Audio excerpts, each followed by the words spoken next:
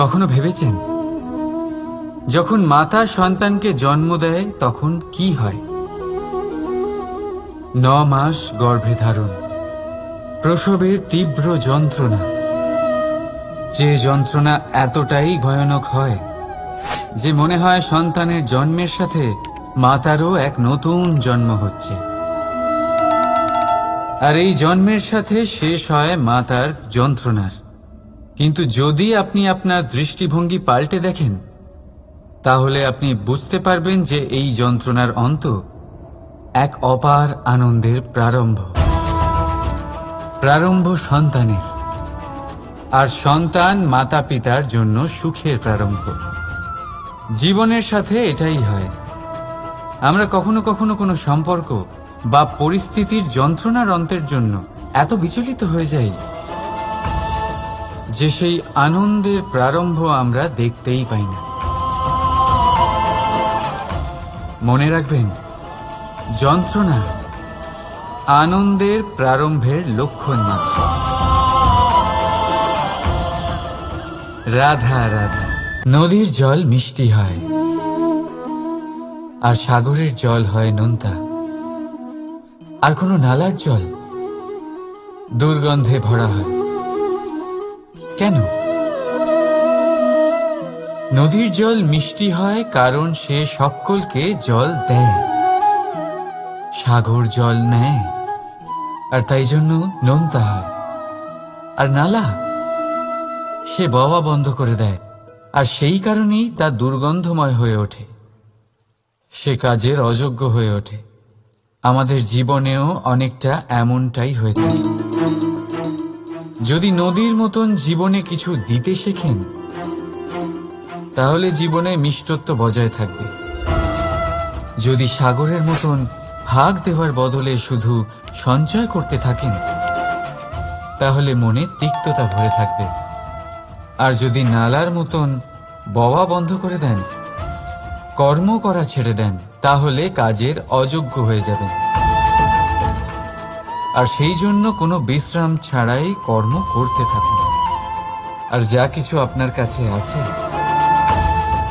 তাকে ভাগ করতে শিখুন। মন প্রসন্ন হয়ে বলবে রাধা রাধা। মানুষের মধ্যে এক বিশেষ গুণ পাওয়া যায়, মূল্যায়ন করার। কোনটা দামি, কোনটা সস্তা, যেটা কিনতে গেলে অনেক মুদ্রা লাগে, অনেক পরিশ্রম লাগে, সেটা দামি। যেটা কিনতে গেলে কম মুদ্রা, কম পরিশ্রম লাগে, সেটা সস্তা। কিন্তু এটাই কি সম্পূর্ণ সত্য?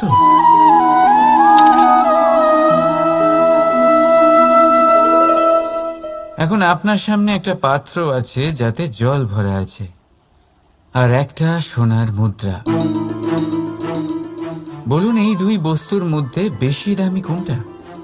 আপনি বলবেন সোজা ব্যাপার, সোনার মুদ্রাই বেশি দামি হবে। এই সোনার মুদ্রা দিয়ে আপনি এরম অনেক জলের পাত্র কিনতে পারবেন। চলুন, ঠিক আছে। এবার ভাবুন, আপনি যদি কোনো মরুভূমির মাঝে আটকে পড়েন, তৃষ্ণায় কাতর আপনি, তখন কোনটা দামি হবে?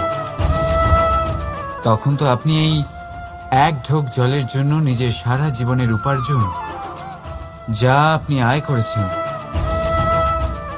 সব দিতে রাজি হয়ে যাবেন। মনে রাখবেন, জীবনে দামি বা সস্তা বস্তু নয়, পরিস্থিতি হয়। আর প্রয়োজনে যা কাজে আসে তার থেকে অমূল্য এই সংসারে আর কিচ্ছু নেই। রাধা রাধা। এই পদ্মফুল দেখতে পাচ্ছেন আপনি? এটার একটা বিশেষত্ব আছে। জলের স্তর যতই বেড়ে যাক, এই ফুল সব সময় জলের ওপরেই ভাসে। আর এর কারণ হচ্ছে এর এই মৃণাল।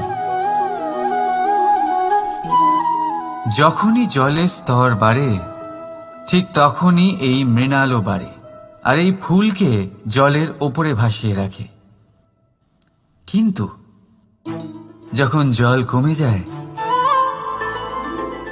এই মৃণাল কমতে পারে না, আর তখনই নিজের সাথে এই ফুলকেও নষ্ট করে দেয় সে। মানুষের সাথেও এরকমই হয়। দেখুন, মানুষ যত সমৃদ্ধ হতে থাকে ততই তার জীবনের স্তর বাড়তে থাকে, তার ইচ্ছেগুলো, তার প্রয়োজন বাড়তে থাকে। কিন্তু জীবনে কৃতিত্ব কমতে থাকলেও তার প্রয়োজনগুলো কমে না। আর তারপর এই পদ্মের মতোই মানুষও ভেঙে পড়ে। তাহলে কি করা যায়? কি করা যায় এই পরিস্থিতিতে? জীবনের স্তর বাড়ানো ছেড়ে দেবেন? কখনো না।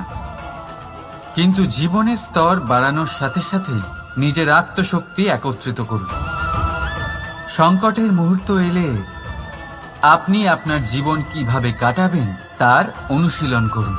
কারণ জীবনের স্তর আর জলের স্তর বাড়বে আর কমবে, কিন্তু এটা আপনার উপর নির্ভরশীল যে আপনি এই দুইয়ের মধ্যে সমতা কি করে ধরে রাখবেন। রাধা রাধা। এই হিরেটা দেখতে পাচ্ছেন আপনি? লক্ষ কোটি বছর ধরে পৃথিবীর গর্ভে থাকার পরে এটা এতটা শক্ত হয়ে ওঠে।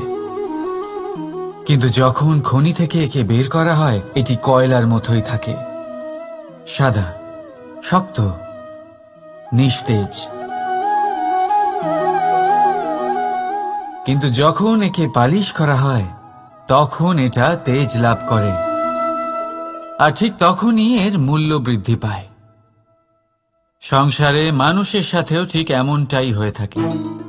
মানুষের বুদ্ধি, মেধা, অভিজ্ঞতা সেই বছরগুলোর জন্য বৃদ্ধি পায় না যে বছরগুলো আমরা জীবনে কাটিয়েছি, বরং সেই মুহূর্ত থেকে ফুটে ওঠে যখন আমরা কষ্টের সম্মুখীন হয়েছি, বিপদের সম্মুখীন হই, সংকট পেরিয়েছি, ছলনা আর ক্লেশ সহ্য করেছি।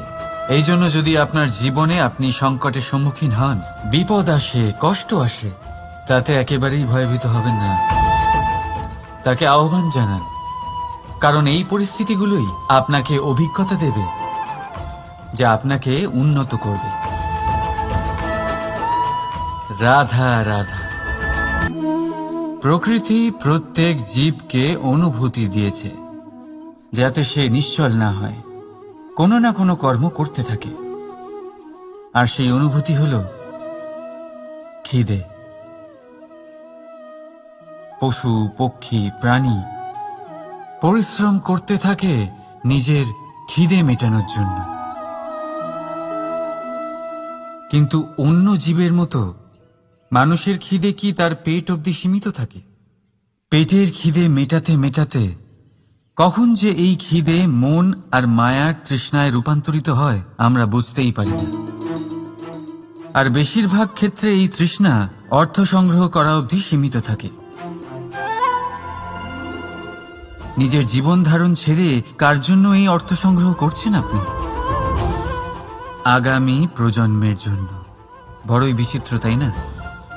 নিজের জীবন ধারণ ছেড়ে অর্থ সংগ্রহ করতে করতে নিজের জীবনের সুখ বিসর্জন দিচ্ছেন, আর আগামী প্রজন্মকে কাজ করার থেকেও আটকাচ্ছেন। পুত্র যখন কুপুত্র তখন কেন অর্থ সঞ্চয়? পুত্র যখন সুপুত্র তখন কেন অর্থ সঞ্চয়? নিজের সন্তানকে সংস্কার দিন, অর্থ নয়।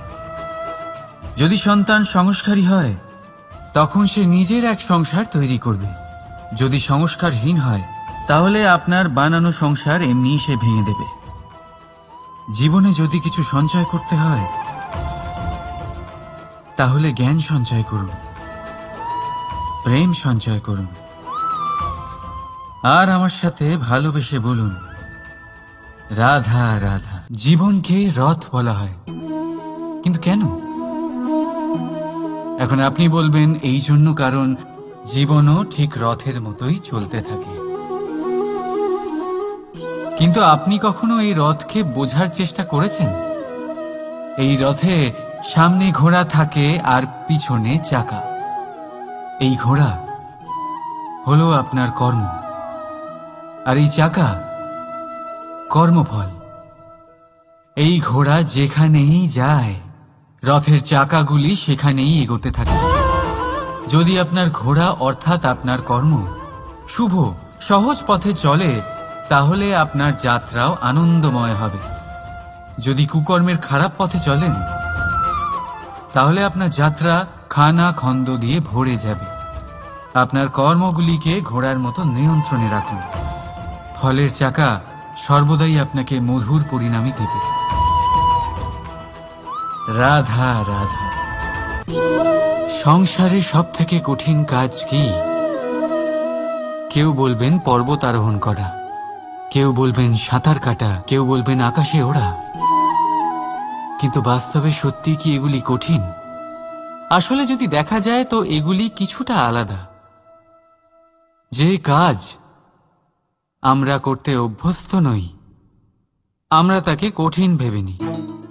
যেমন সাঁতার কাটা আলাদা, পাহাড়ে ওঠার কলা আলাদা, আকাশে ওড়ার কলা আলাদা।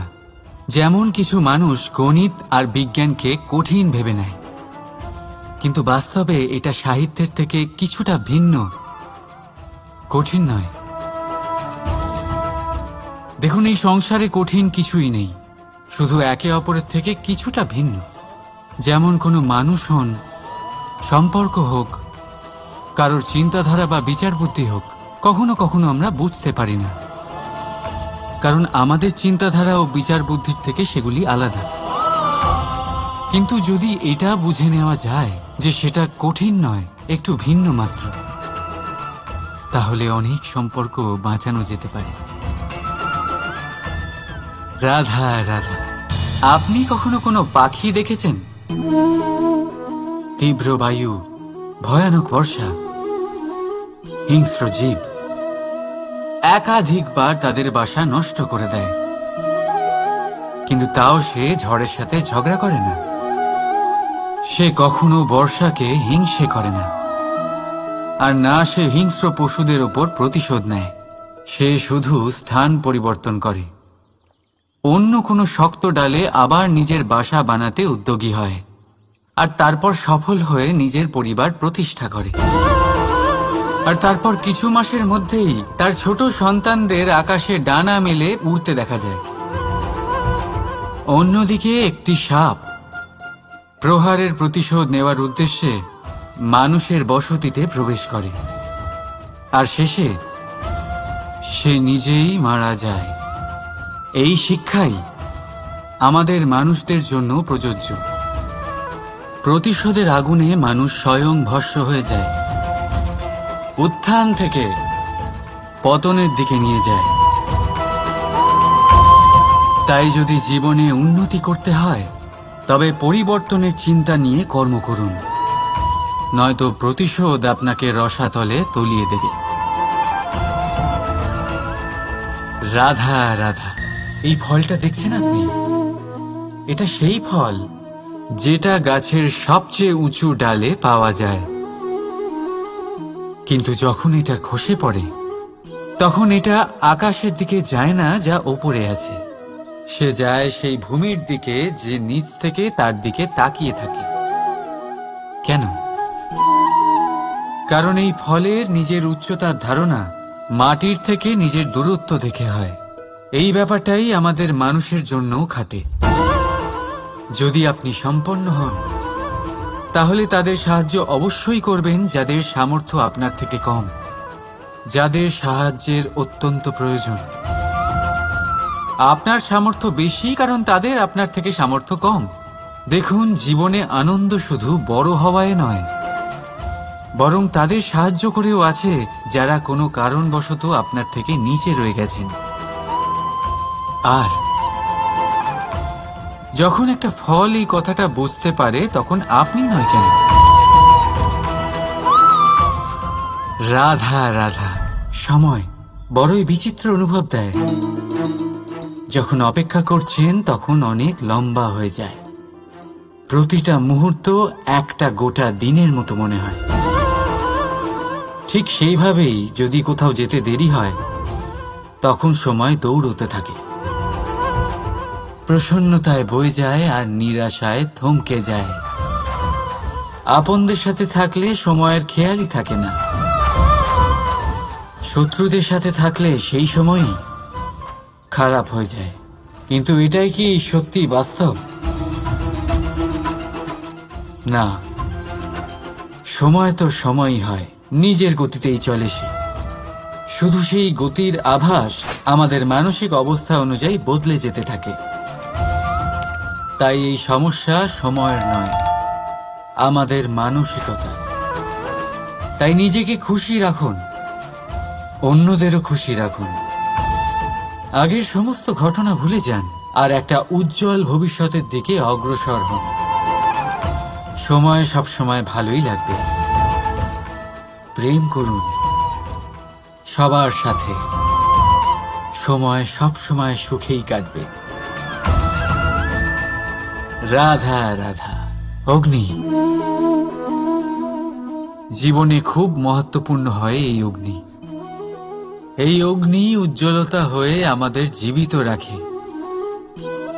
কিন্তু ভাবুন, যদি এই উজ্জ্বলতা ক্রোধের অগ্নি হয়ে দিকভ্রষ্ট হয়, তাহলে কি হবে? একটা ছোট পাতা দিয়ে শুরু করে গোটা বনকে ছারখার করে দিতে পারে। ঠিক সেরকমই মানুষের ক্রোধের আগুনও অন্যদের তো ভস্ম করেই, কিন্তু তার পূর্বে স্বয়ং নিজেকেই ভস্ম করে দেয়। তাহলে কি করা যায়? কি করে নিয়ন্ত্রণ করা যায় তাকে? উত্তর হলো, তাতে জল ঢেলে দিয়ে, জলের মতো বইতে দিন একে। ঠিক সেইভাবে যেমন সূর্য নিজের অগ্নিকে তেজ বানিয়ে আপনার কাছে পৌঁছে দেয়। এটাই পার্থক্য সূর্যের অগ্নি আর ক্রোধের অগ্নির মধ্যে। সূর্যের অগ্নি বিচ্ছুরিত হয়ে প্রতিফলিত হয়ে আসে, আর সেই জন্যই তাকে তেজ বলা হয়। অন্যদিকে আমাদের ক্রোধের আগুনের কোনো সীমাই থাকে না। তাহলে নিজের অন্তরের শক্তিকে ক্রোধের আগুন বানিয়ে জ্বালাতে চান, নাকি উজ্জ্বলতা বানিয়ে বিস্তারিত করতে চান? সিদ্ধান্ত আপনার। রাধা রাধা। এই সংসার অনেকটাই বড়, আর আমরা তার কাছে অত্যন্ত নগণ্য। এই সংসারে এমন অনেক মানুষ পাওয়া যায় যারা বোঝান যে এই সংসারটা কতটা বড়, কতটা অদ্ভুত, কতটা সুন্দর। আর এই সংসার রচনা করে পরমেশ্বর কত মহান এক কাজ করেছেন। কিন্তু আপনি এই জীবনে মাত্র কয়েকজন মানুষকেই পাবেন যারা আপনাকে এটা বলবেন যে এই সংসারে আপনি কতটা গুরুত্বপূর্ণ, আপনি কতটা অদ্ভুত। যদি আপনি তাদের সাথে থাকেন, তাহলে তারা নতুন কিছু সৃষ্টি করতে পারেন, এই সংসারকে আরো কতটা পবিত্র করতে পারেন। তাই এই সংসারকে গুরুত্ব না দিয়ে সেই মুষ্টিমেয় কিছু মানুষকে গুরুত্ব দিন, কারণ তারাই হলো আপনার আপনজন, আর তারাই আপনাকে সঠিক পথে চালিত করবে। মানুষকে তো বর্ষার স্রোতও বয়ে নিয়ে যেতে পারে, তাকে সাগরও ডুবিয়ে দিতে পারে, কিন্তু গঙ্গা জল সবচেয়ে বেশি শুদ্ধ, কারণ তার কয়েক ফোঁটা মানুষকে মুক্ত করে দেয়। রাধা রাধা। এ হলো একটা পাতলা সুতো। ভাবছি যদি এটা দিয়ে আমি পোশাক বানাই, তাহলে নিজের জন্য কত সুন্দর একটা পোশাক বানাতে পারবো। কিন্তু যদি এটা আমি... চিন্তা করবেন না,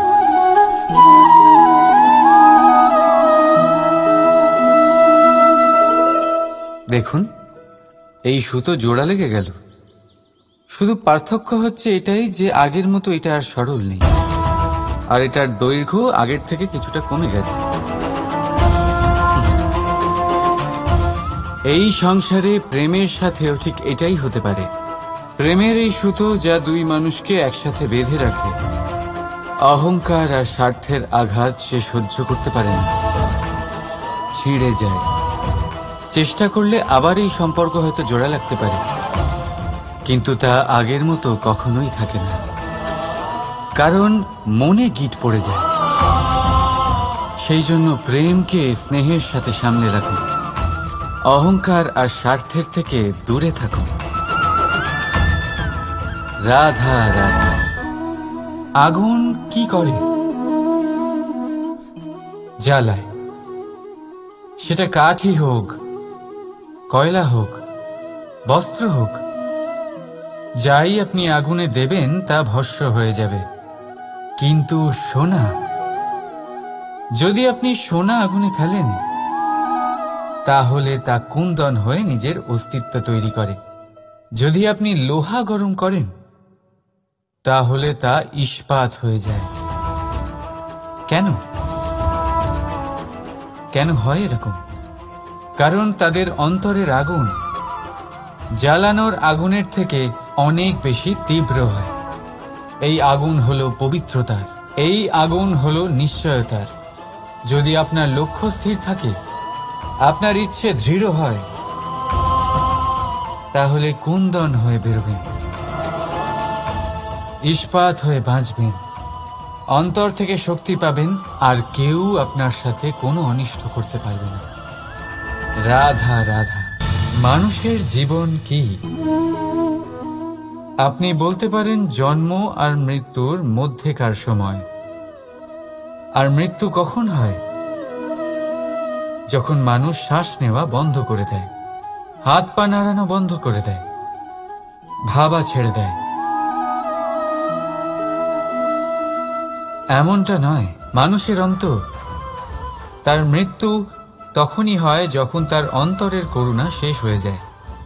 করুণা সেই ভাব যা মানুষকে মানুষ করে তোলে, যা এক মানুষকে আরেক মানুষের কষ্টে তার প্রয়োজনীয়তা অনুভব করে, আর সেটাই তাকে শক্তি দেয় অন্য কাউকে সহায়তা করার জন্য, তাকে পাত্র করে এই সৃষ্টির নিয়ন্তা হবার জন্য।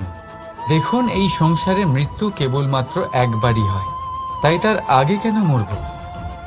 এই করুণাকে কেন মারব? নিজের মনুষ্যত্ব বজায় রাখুন, মৃত্যুর পরেও আপনি জীবিত থাকবেন। রাধা রাধা। এটা হলো সূচ, আর এটা হলো তলোয়ার। এবারে আপনারা বলুন, আপনাদের দৃষ্টিকোণ থেকে এই দুই বস্তুর মধ্যে কোনটা বেশি শক্তিশালী আর গুরুত্বপূর্ণ হতে পারে? আপনি বলবেন তলোয়ারই সবচেয়ে শক্তিশালী বা গুরুত্বপূর্ণ। আচ্ছা, মানলাম যে তলোয়ার বেশি ভারী হয়। তলোয়ার আপনাকে যুদ্ধে বিজয়ী করে, যুদ্ধে শত্রুর বিনাশ করে, কিন্তু তলোয়ার দিয়ে আপনি কখনো আপনার বস্ত্র সেলাই করতে পারবেন না। যদি আপনার পায়ে কাঁটা ফুটে যায়, তা আপনি তলোয়ার দিয়ে বের করতে পারবেন না। আপনাকে সূচের ব্যবহার করতেই হবে। এবারে বলুন, তলোয়ার পেয়ে যাওয়ার পরে এইভাবে সূচকে হারিয়ে ফেলা কি ঠিক হবে?